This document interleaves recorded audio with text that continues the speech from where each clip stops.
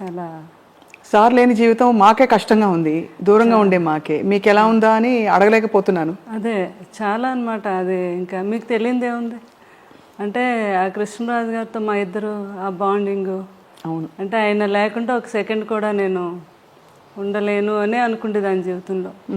కానీ జీవితమే అన్నీ నేర్పిస్తుంది. అవును, ఎందుకంటే పిల్లలు వాళ్ళందరూ ఉన్నారు. కృష్ణరాజు గారు కూడా అలా నేర్పారు నాకు. అంటే మన తర్వాత కూడా మనం ఉండాలి అన్నట్టుగా ఆయన.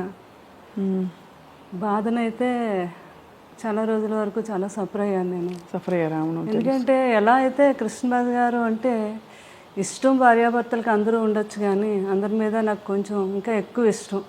ఏంటో చెప్పలేను అది. అది ఆయన ఉన్నంతసేపు కింద ఇక్కడ కూర్చొని ఆయన కబుర్లు చెప్పి భోజనం చేసి అంతా వెళ్ళి పడుకునే వరకు కూడా మేడ మీద కూడా వెళ్ళేదానికి కాదు నేను. ఆయన పడుకునే టైంలోనే నేను షాపింగ్కి వెళ్ళాలన్నా ఏమైనా చేసుకున్నాను.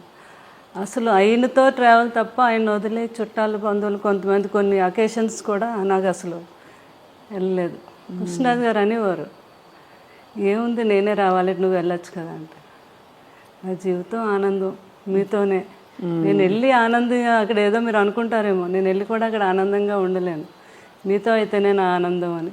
మనసంతా ఆయన దగ్గర ఎప్పుడు, ఆయనే ఎప్పుడు. అట్లా అని నాకు మరి కృష్ణరాజు గారు అంటే జీవితంలో ఆయన ఇప్పుడు నన్ను బాధ పెట్టలేదు. లేదా నచ్చే విధంగానే అంత హ్యాపీగా అంత మంచి జీవితం. నాకు కృష్ణరాజు గారి మీద ఎప్పుడు కోపం రాలేదు. నాకు ఫస్ట్ టైం కోపం వచ్చింది ఏంటంటే ఆయన నన్ను ఎందుకు వదిలి వెళ్ళిపోయారు అని. అయ్యో, అంతే కదా మరి. అది మాత్రం మీ అందమైన ఫోటోలు చూస్తేనే అర్థమవుతుంది ఎంతటి అద్భుతమైన దాంపత్యం మీ ఇద్దరిది అని. ఎందుకంటే నిన్న కూడా ఎక్కడికి వెళ్ళడం జరిగింది. ఆమె కవితా గుట్ట అని సారీస్ ఆమె అంటున్నారనమాట, మేడం మేము పెళ్ళిళ్ళు కొన్ని ప్రోగ్రాములు పెళ్ళిళ్ళు అవి చూస్తున్నప్పుడు కృష్ణరాజు గారు శ్యామలాదేవి గారు వస్తారు అనడం కోసం ఛానల్ ఓపెన్ చేసి చూసేవాళ్ళం. మీ ఇద్దరిని చూస్తే మాకు ఎంత ఆనందం అనిపించేది అని. అంటే ఎక్కడికి వెళ్ళినా ఇద్దరు ఒక్కరే, ఒంటరిగా ఎప్పుడు అయినా వెళ్ళలేదు, నేను వెళ్ళలేదు. అదే అదే అలా అలా ఆ జీవితం అలా గడిచిపోయింది అంతే. అవునండి, అవును. అంటే ఎలా ఎలా మీరు యాక్చువల్లీ ఎలా వచ్చారు కృష్ణరాజు గారు మీ లైఫ్లోకి, మీరు వారి లైఫ్లో? అంటే కృష్ణరాజు గారు సిస్టరు, మాకు మా సిస్టర్ కజిన్ సిస్టరు ఇద్దరు తోటికోడలు అనమాట. ఓహో. అట్లా కృష్ణరాజు గారు జీవితంలో అనుకోని సంఘటన సీతాదేవి గారు అలా అవటం. కృష్ణరాజు గారికి ఏంటంటే చిన్నపిల్లడి మనస్తత్వం. ఎవరికైనా మీరు వచ్చారంటే స్వప్న ఏం తింటావు, ఏంటి మంచినీళ్ళు తాగుతావా, భోజనం, అలా అందరి ఆకలి ఆయనకు తెలుసు, కానీ ఆయన ఆకలి ఆయనకు తెలియదు. ఎవరో ఒకరు అనుకుంటే ఆయనకి ఏమిటి టైం అవుతుంది భోజనం పెట్టి అలా తల్లిదండ్రులు చూసుకుండేవారు. తర్వాత వైఫ్ సీతాదేవి గారు అలా అనమాట. ఆ సీతాదేవి గారిని కోల్పోయాక ఆయన చాలా డిప్రెషన్.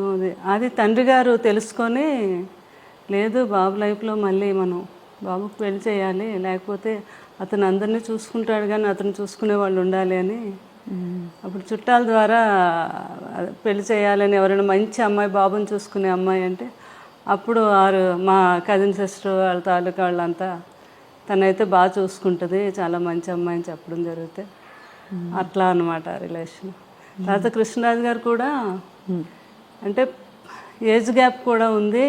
తర్వాత ఏమో పూర్వకాలంలో పిల్లల్ని గట్ట అడగకుండా చేసేస్తారు కదా అని సపరేట్గా మళ్ళీ వాళ్ళ కజిన్ బ్రదర్ నన్ను సపరేట్గా పంపించారు. నాకు నిజంగా ఇష్టం అవునా కాదా, వాళ్ళ మదర్ ఏమైనా ఒప్పించేస్తున్నారా అని. ఎంత ఏజ్ గ్యాప్ ఉందండి మీకు సార్కి? 28 years. 28 years. కానీ ఎవరికి ఎప్పుడు ఆ గ్యాప్ అనిపించలేదు, అసలు ఎప్పుడు అనిపించేది. ఇంకా కొన్ని కర్ణాటక అవన్నీ వెళ్తే వాళ్ళు, మేడం మీది లవ్ మ్యారేజ్ అని అడిగేవారు అనమాట వాళ్ళు. అలాగే అంటే ఫోటోలు చూస్తే అలాగే అనిపిస్తుంది ఎప్పుడు చూసినా. అదే అట్లా పాపం అన్నీ తెలుసుకొని మా మామగారు కూడా చాలా హ్యాపీగా నా కోడలు బాగా చూసుకునే కోడలు వచ్చింది కొడుకుని అని. అది అనమాట. ఏం వండి పెట్టేవారు సార్కి ఎక్కువ ఇష్టమైన కూరలు? కృష్ణరాజు గారు ఇంకా నాన్ వెజ్ అంటే ఆయనకి మహా ఇష్టం కదా. ఎక్కువ నాన్ వెజ్ ఇష్టపడేవారు అయితే? అంటే కృష్ణరాజు గారికి అన్నీ ఇష్టం. వెజిటేరియన్ ఎంజాయ్ చేసేవారు. ఏదైనా ఫుడ్ ఎంజాయ్ చేసి ఆయన తినటం అందరికీ పెట్టడం అంటే చాలా ఇష్టం ఆయనకి. ఫుడ్ అన్నీ నాన్ వెజ్లు ఎన్ని రకాలు ఉన్నాయి అన్నీ. ఇంకా తర్వాత కొన్ని స్లోగా తగ్గించడం. బాగా తినేవారు కదా, తర్వాత డైట్ అని కొంచెం కొన్ని నాన్ వెజ్ ఎక్కువ తినేవి, కొంచెం క్వాంటిటీ తగ్గించి తినేవారు. ఎవరైనా ఫ్రెండ్స్ అడిగారు, కృష్ణరాజు గారు మీరు ఎంత బాగా తినేవారు ఏంటి ఇప్పుడు తగ్గించమంటే, 7 జన్మలు సరిపడగా తినేసాం, ఇప్పుడు తగ్గిస్తే ఏం కాదులే అనేవారు అనమాట. అట్లా ఫుడ్ లాస్ట్ వరకు కూడా ఆయన జీవితంలో ఎప్పుడు డైట్ అంటే తెలియదండి. కృష్ణరాజు గారికి ఇష్టం లేదు ఎవరైనా చేసినా కూడా.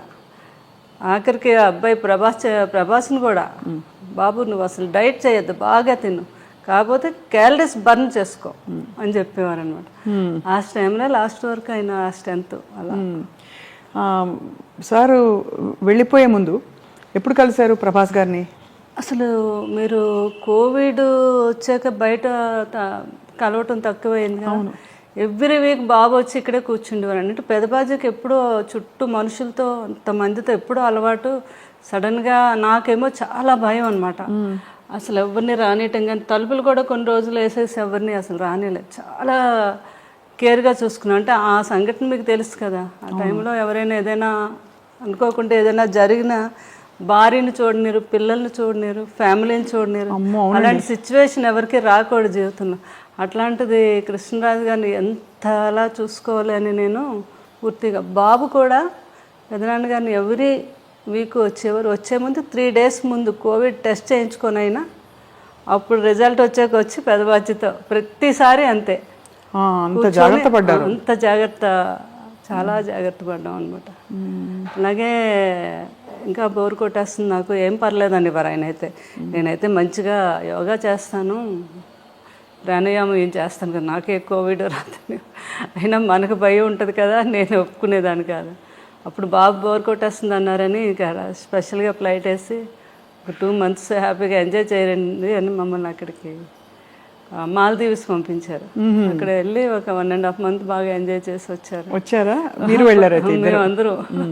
కృష్ణరాజు గారు బాగా ఎంజాయ్ చేశారు అక్కడ. ప్రభాస్ గారు కూడా వచ్చారా? బాబు రాలేదు, పెదనాన్న గారిని మా అందరు ఫ్యామిలీని పంపించారు అనమాట. వెళ్ళి ఫుల్గా అక్కడ ఎంజాయ్ చేసారండి. పెదబాజీ మీరు బోర్ కొడుతుంది అంటున్నారు కదా అని.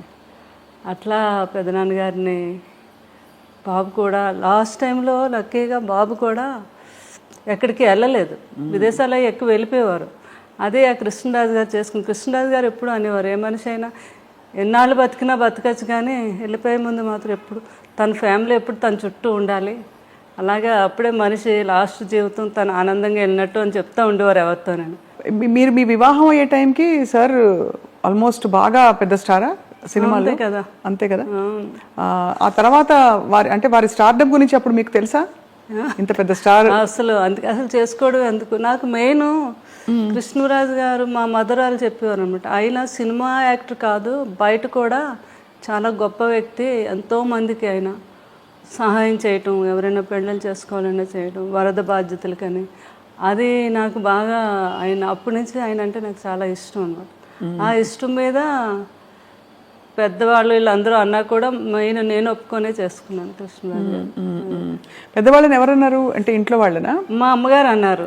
ఎందుకంత పెద్ద వయసు తేడా కదా, కొంచెం ఉంటుంది కదా మదర్కి, ఎవరికి ఉంటుంది గ్యారెంటీ. అంటే మాత్రం లేదు నేను ఏవైనా కృష్ణరాజు గారిని చేసుకుంటాను ఆ ఇష్టం మీద. అది ఆయన వ్యక్తిగతంగా కూడా నా గురించి తెలుసుకొని చేసుకున్నారు.